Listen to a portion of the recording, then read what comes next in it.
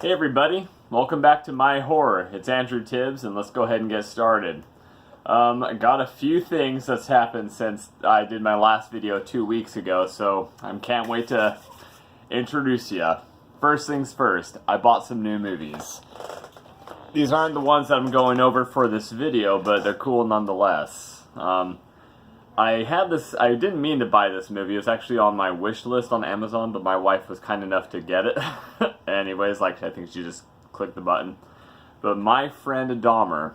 I heard this talked about on a couple podcasts, test pattern and whatnot, and I heard it was a really good movie. So I'm only like halfway through it, but so far I like it. So it makes me excited for that Zac Efron Ted Bundy movie coming out later. So heard it wasn't as good quality-wise, but you know what? I still want to see it, because Zac Efron looks creepy. So, My Friend Dahmer, check that one out. I guess I haven't finished it, so I'm assuming it's going to be great. And when I went down, so it's Easter weekend, I went down to Vincennes to visit my wife's family. And every time I'm there, I go to Family Video because you can buy movies super cheap there, and so logically, when I buy horror films, sometimes I just go off of how cool the cover looks in hopes that the movie quality will mirror the quality of the picture. So these might suck, so I have no idea, but I went ahead and got a 2 for $3 deal. Elizabeth Harvest. Really, it's not even that good of a cover. I could have, maybe the back looked good, so but we'll see how this goes. I'll try it later, but. And then, What Keeps You Alive. This one actually, the cover looked kind of cool. I thought it was. Got the woods, got this one girl looking crazy. This one's looking like high tension, so I don't know, we'll see. I'll keep you guys updated on that one. And I had another purchase made. Super psyched about this. I went to half-priced books. I don't know if you guys have those where you're at, but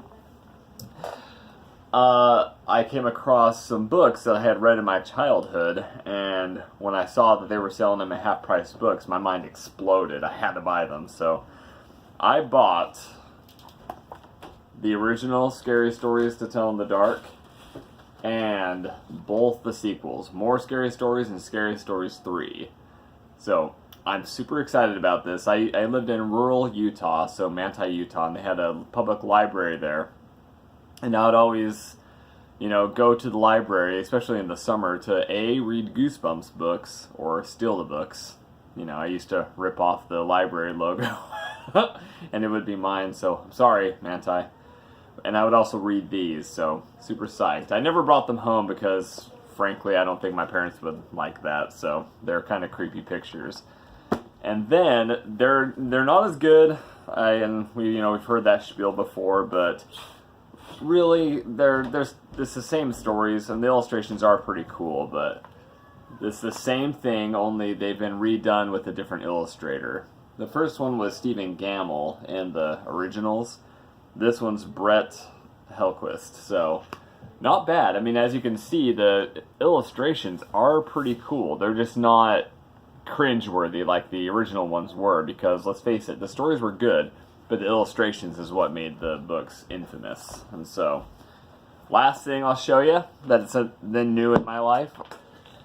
I have a friend who I met through he's a Facebook friend. I've never actually met the guy in real life, so we could be good friends, but I met him through the Test Pattern podcast that I listen to, and he is a horror filmmaker. He makes short films, and so envious of that. I like to paint a bit, but I wish I could make a film. That'd be awesome. So maybe he'll let me be an extra in one of his movies. But it's called The Maniac Nun on a Mission to Kill Leo Fontaine.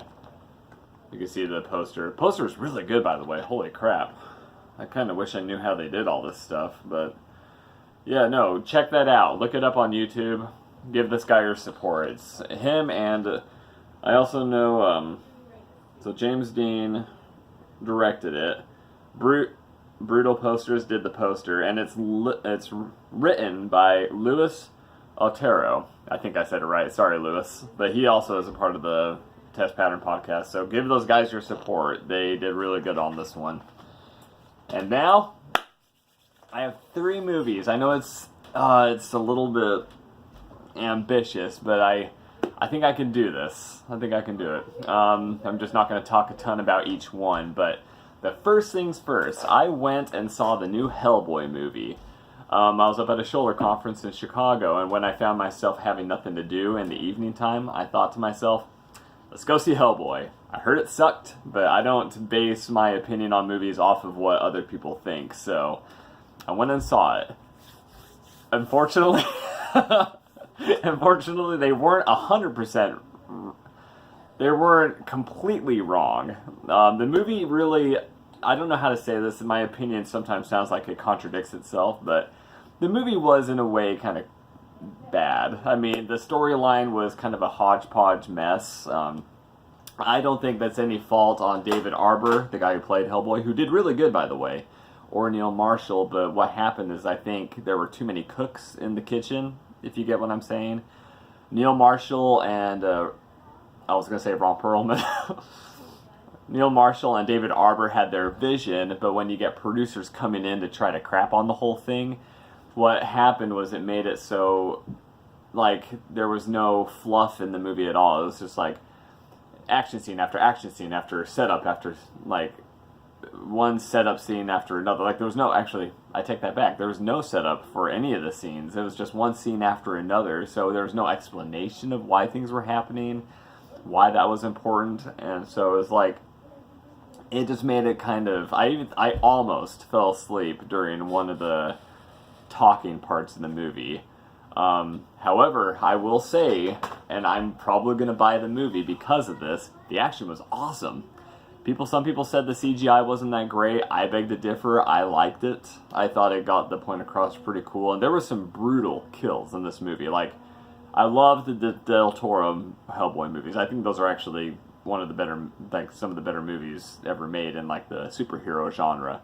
But the new one has, like, heavy metal playing when Hellboy's, like, carrying big swords and killing big giants in what seems like one-shot takes. A lot of cool monsters. So that was really, really good. And the acting from David Arbor was nice as well. It's just unfortunate that, you know, other people had to come in and screw with everything. So I'd say give Hellboy a shot. I mean, go see a matinee. I wouldn't pay $10 to see this movie, but matinee, $4 or $5, I'd give it a shot. And so, what was the next thing I was going to say? $4, give it a shot. But yeah, it's a special one. So I enjoyed it, but I also really like Hellboy. I mean, heck, I got this little Hellboy not Funko over here, so it's just unfortunate because I don't think they're going to come up with another movie because of how poorly this one did. So unfortunate, but maybe this will ring Del Toro and the studios to make Hellboy 3, so who knows. The next one I want to talk about, I just saw it yesterday. It's, I didn't realize it was a part of the Conjuring universe. I thought it was just its own separate movie. So when I saw that it was connected, although connected kind of abruptly, it made me happy because there's another aspect to the Conjuring universe. I saw La Llorona.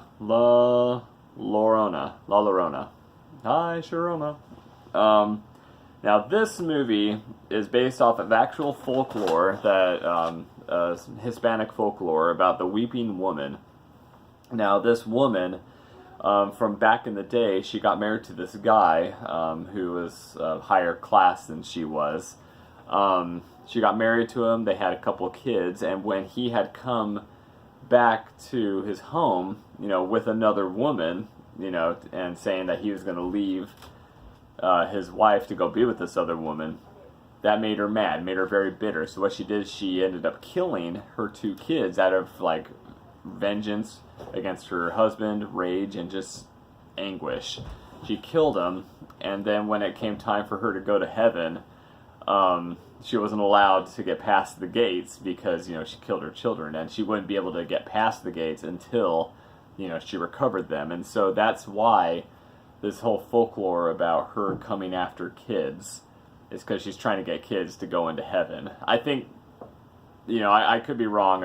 Oscar, you know, if you're watching this, kind of go ahead and clarify a few things, but you know she's coming after you. And this is like folklore that parents would tell their kids in order to prevent them from staying up too late. But once you hear her crying somewhere, like you'll just be walking down an alleyway, if you hear La Llorona crying, you know, she's marked you as the person that she's going to try to kill.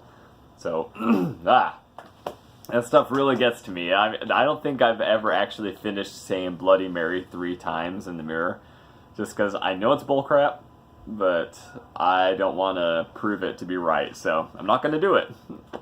So, but the movie, it follows a lady, the girl from Freaks and Geeks. She has her job is she's like a social worker, so she looks after children, like Child Protection Agency. And, her kids somehow get involved with this La Llorona through another case that she was completing. And, through, interactions with La Llorona, the kids end up, doing the whole, they hear her crying, they follow her. It becomes this huge battle to try to, expel her from their lives, and they get help of, a former priest. And so, it's, the movie, I liked the movie. I went to see the movie by myself, which is always kind of weird to me. But I liked it because I thought the monster looked cool. La Llorona was awesome. I liked the acting from everyone involved. The acting was amazing. It had way too many jump scares, though. It was just jump scare after jump scare after jump scare. And I feel that if they would have, not so much, if they would have made the movie in Mexico, I think it would have carried a lot more weight with it as opposed to just making it in LA. But I think if they would have not so much, no offense to the girl from Freaks and Geeks, but not so much focused on that family, but made the movie based on, the events that actually created the folklore in the first place when she murders her kids, that would have made a very, very creepy movie. And so I still enjoyed it. I'll probably still buy it when it comes out, but it just seems like a little bit of an opportunity missed. I'd say it's comparable to the quality of The Nun. And so, I enjoy The Nun. I don't think it's really scary, but it has its redeeming qualities. It looks beautiful. And so, yeah, La Llorona. What was the other thing I was going to say about it? I'd say still check it out. I do like seeing another universe take place that's not a superhero universe. And horror films with everyone are always a hit or miss. You'll get people out there who just will never touch. You'll get critics out there who will never touch horror films, or they'll hate all of them. Siskel and Ebert. They never liked horror films, and so, you just have to go and watch them for yourselves. But it's interesting to see a bunch of movies connect, kind of like the Marvel and DC universes connect. Only it's a horror franchise. It's not sequels like Saw, but it's a universe. So I think it's kind of cool. I'd say give it a shot. But yeah, too many jump scares. The last thing I'll say on this movie is I did like some of the, although most of it were jump scares, there were some creepy, build-up scares that involved, the kids when they're walking around and they hear the crying or the weeping woman. And so that I thought was pretty creepy. That kind of got me. I was like, oh, buddy. And then a jump scare would happen. You're like, come on. But, yeah, that's it. Last thing I'll say on that. However, apparently it's called La Llorona here, but it's called The Curse of the Weeping Woman in Australia for my Australian friends. So, food for thought. The last thing I'm going to talk about, and then I'm done, is the house that Jack built. Holy crap. Lars von Trier. I don't know if any of you guys have ever seen Lars von Trier films before, but he did Antichrist. He did one of my favorites, Melancholia. Nymphomaniac was really good. And then he did this one, which it was meant to be a series, because when you're watching the movie, it's divided into 5 episodes. So I think it was supposed to be a series, but instead they shoved it into a long movie. And it's still pretty good. The 5 episodes, or 5 parts to this movie, are the 5 different incidents, or 5 different victims. And you see as the movie progresses, the serial killer named Jack, who's played by Matt Dillon, the guy from There's Something About Mary, he gets progressively more skilled and more wise with every kill. The first one was with Uma Thurman. Picked her up at the side of the road to help her when her car broke down. And I'm not sure he knew that he liked to kill people. I don't think he's killed anyone up to that point in his life, but Uma Thurman was just saying so much stuff, just saying some of the dumbest things and annoying him, that eventually he took the car jack, smacked her in the head, and that just started his whole killing spree for the rest of his life. And so, in his defense, like, Uma Thurman spent that whole first segment in the movie saying, like, well, what if you're a serial killer? You know, and then she would, like, would you do this to me? Like, would you let me go? Or would you, like, try to kill me in a brutal way? And I'm like, well, way to make a self-fulfilling prophecy. I don't care if a grandma picked me up on the side of the road. I wouldn't be saying stuff like that, because what if she did try to kill me? So, you know, next time, Uma, be careful when you get in the car. But it was a pretty heavy film. I mean, they went directions in this film that I don't think they'll ever go. Like, I haven't finished My Friend Dahmer, but I don't think they're going to go that far in that movie. They're not going to go that far in the extremely vile and whatever the Ted Bundy movie is going to be. But there's some stuff involving kids in this movie too, like who are some of his victims. This movie is not for the faint of heart. Like, I can honestly say I'm not sure a majority of people can watch this movie with their stomach not getting turned. I even read something up on the movie where when it was premiering at festivals, over 100 people, including critics, left the theater. And it got a standing ovation at the end, ironically enough, but people left the theater because of how vile they thought it was. And so, you know, there's arguments for both sides on that. Like a Serbian film, it's also pretty vile. I see what they were trying to get with the movie, and I like the movie for that. It was actually probably House that Jack Built's the better film of the three that I'm talking about here. It was a very, very well-made movie, but I will admit, it's heavy. Not everyone's going to be able to handle this. And so, I think that's about it with this thing. But yeah, it's broken down into 5 episodes that illustrate he's an architect in the movie, by the way. He's a failed architect's progression as an up-and-coming serial killer. And with each kill, he gets smarter and wiser. And something that's really cool is after he would kill one of his victims, he would take them. I don't want to say it's cool, I'm sorry. I don't endorse any of this behavior. But he would take his victims and he would turn them into art pieces.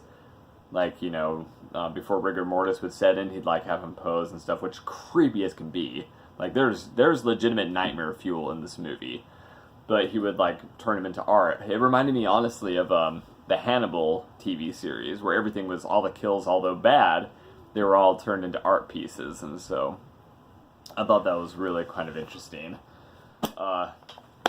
Very long-winded. I'm sorry, but those are the movies I watched. If you guys have any questions or comments, just go ahead and leave them. If you have any suggestions for movies to watch, I want to watch anything and everything, so just let me know. Little updates on some of the stuff I painted. A lot of digital paintings I've been doing. Got the Annabelle one right there. But I went ahead and did this guy right here. This is the guy, the devil from The Exorcist. I had just like some black paint and some red, and I'm like, well, what can I make with this? And I did. The big one I've done recently, I'll show you right over here, is actually kind of like my love letter to Del Toro. It's the tree and the fawn and Ophelia from Pan's Labyrinth. So that was a lot of fun to do. It was an impromptu thing. It's made out of plywood, so I don't think I can hang it. So maybe I can use it as a Halloween decoration or something. So, yeah, that's basically it. So, everyone, thanks for tuning in on my horror. Y'all have a good day, and happy Easter, okay? Bye.